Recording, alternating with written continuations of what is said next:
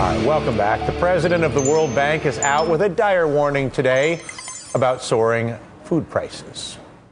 We are one shock away from a full-blown crisis. The financial crisis taught us that prevention is better than cure. We cannot afford to forget that lesson.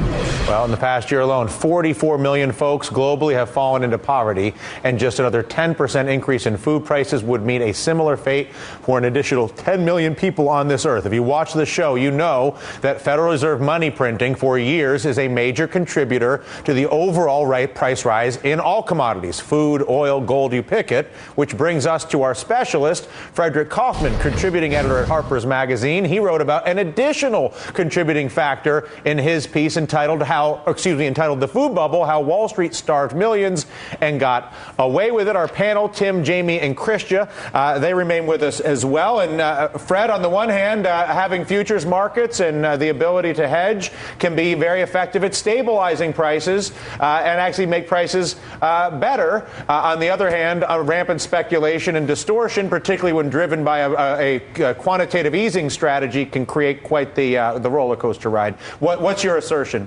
Well, what I've been finding since Harper's put me on this story about 2 years ago is that there's also a whole other pressure on these markets, which are coming specifically from Wall Street banks taking very large positions in food derivatives. In other words, the long-only index funds are buying the futures and completely transforming what was a market that kept prices stable for about 100 years in this market to a highly volatile market where 5 times a year tremendous buy pressure is coming in from Wall Street banks and really adding to the entire supply and demand pressures something completely different. So that, in fact, sure, there are problems with drought flood. Sure, there are problems with biofuels. Sure, there's emerging demand from India and China. At the same time, there's this unbelievable buy pressure, which is doubling the price of corn. Yeah, at the same time, I talk to my friends in the investment community, and going back to the financial crisis, and I say, well, listen, the Federal Reserve is printing money by the trillion. What would you suggest that I, Dylan Ratigan, do with my money? And what they say is, you should buy commodities because the Federal Reserve is printing oil, or is printing money, and they can't print oil, and they can't print corn. And so I say, okay, well, how do I do that? And they say, well, you know, Morgan Stanley has a product, or the bank has a product that lets you, Dylan Ratigan, or lets you airline pilot, or lets you dentist, or lets you construction worker, or whoever you are, own commodities, which is what you are being advised to do to protect yourself from central bank policy. That's absolutely right. But caveat emptor, buyer beware. If you buy into these ETFs and if you buy into these long-only funds, what you're looking at is a commodity on the upswing. But actually, you might, Dylan, be losing money because 5 times a year, these commodities have to be rolled over into the next contract. There is no natural long position in commodities. That's the incredible insight that the bankers at Goldman came up with in '91, is creating a natural long. Well, it's an unnatural long that's subverting the market, and it's going to be taking money right out of your pocket. And I'll add to it, to the panel, to you, Christian, I'll start.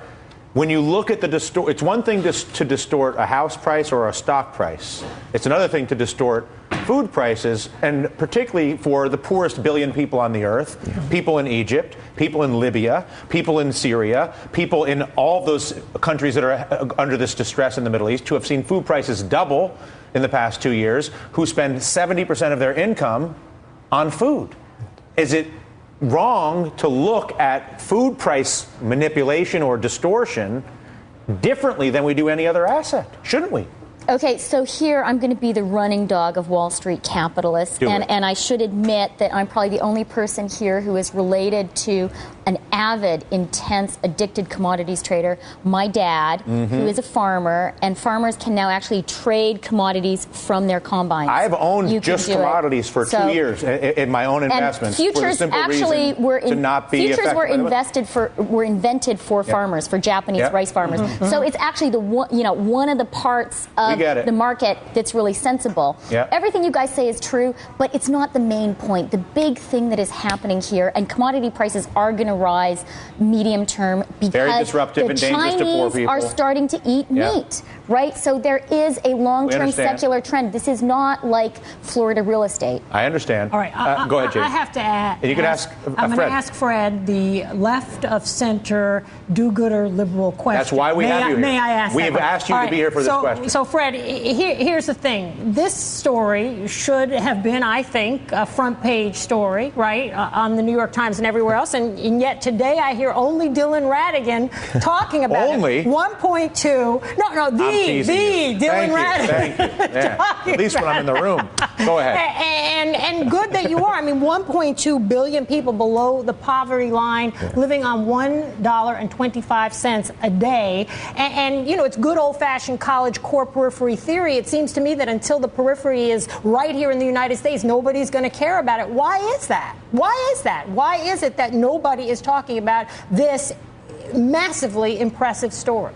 Well, I think there's, the typical answer is that there's compassion fatigue, is that people aren't going to notice until it hits their own pocketbook. And of course, what you're seeing is that the price of corn can double. But of course, how much money do we spend for a box of cornflakes? How much corn is in that box of cornflakes, and how much of that $2 or $3 that we spend on that box is on the corn? Well, just a couple of cents. So in fact, in America, as that doubles, we maybe end up not even spending anything because General Mills is not even going to pass that on to their consumers at this point. However, what happens throughout the rest of the world is very clear. And what we're seeing is that in Egypt, we had food inflation at 28% each month in the months preceding the revolution. We're seeing food inflation rampant throughout the world. We had a front page article today about China's food inflation. And, everybody likes to talk this big globalism story. But, of course, we're neglecting, and I think the monetary policy in this country is neglecting the fact that while the American consumer is not complaining now, we are causing tremendous pain throughout the rest of the world, and eventually we are going to feel the ramifications. So we should be talking about this. Yeah, well, I'm out of time, but the last thing that we should be aware of is American soldiers are being asked to fight in places like Libya and elsewhere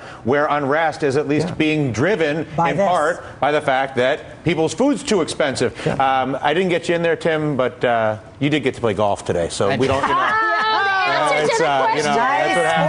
That's what I did. Nice. It's a pleasure to see you, my Irish friend. Jami Floyd, it is always a pleasure. You did a fine job of playing our Bleeding Heart Liberal. Thank you for that. Always good. And she's wearing a heart necklace. Yeah, exactly. Christia, you did a fine job, as you always do, of playing not only the advocate of the better interests of the financial community, but at the same time, a willing... Wall Street needs an advocate. Yeah, they need an advocate that's in the right place. Yes. That's my core concern. That's your core base. And Fred, thank you for the work that you're doing. I think the more we all understand what's driving what's going on with the food, the more Jami will be happy when it's not just that stupid Dylan Ratigan who's talking about it. Fred Kaufman, Harper's Magazine. We'll talk to you guys next time. Thank you very much. Have a great afternoon.